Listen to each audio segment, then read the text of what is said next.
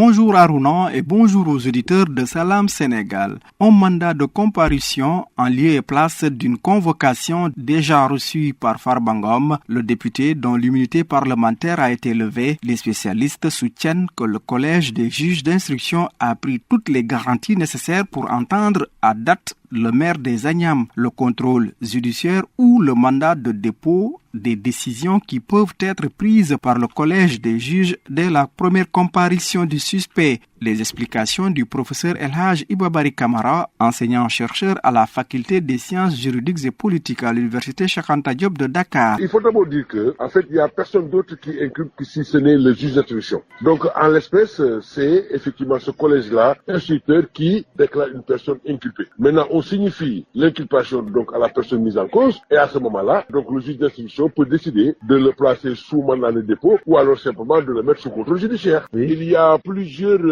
interrogatoires donc qui peuvent être effectués par le juge d'instruction. Oui. Donc je veux dire que le juge d'instruction peut voir la personne inculpée plusieurs fois. Donc tant qu'il le sentira donc nécessaire, il peut le convoquer et l'entendre à nouveau. Maintenant, il va, après l'avoir déclaré donc inculpé, il y a effectivement des formalités à respecter parce qu'à ce moment-là, la personne ne peut plus être entendue par le juge d'instruction sans la présence de ses avocats. Donc c'est différent de l'hypothèse où justement la personne est entendue comme simple témoin. Dans ce cas-là, la présence donc de l'avocat n'est pas nécessaire. Selon le pénaliste, les juges peuvent poursuivre ensuite leurs investigations ou enquêtes. C'est pour voir s'il y aura une ordonnance de renvoi, c'est-à-dire aller au procès ou une ordonnance de non-lieu. La personne soupçonnée est donc libre. Le juge d'instruction, son rôle c'est de faire des investigations pour réunir les preuves et les indices qui peuvent conforter l'accusation ou alors simplement qui peuvent disculper donc la personne. In fine, lorsqu'il estimera que les faits qui ont été retenus ne sont pas véritablement probants, à ce moment-là, il va décerner ce qu'on appelle une ordonnance de non-lieu, donc auquel cas la personne sera effectivement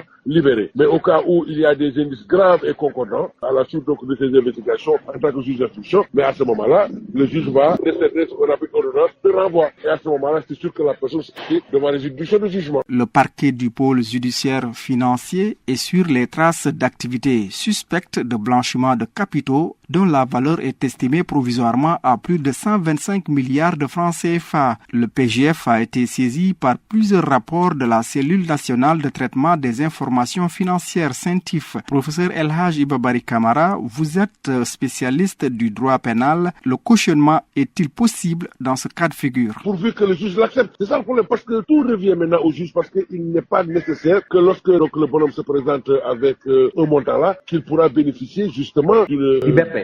Justement, d'une liberté, c'est-à-dire de contrôle judiciaire.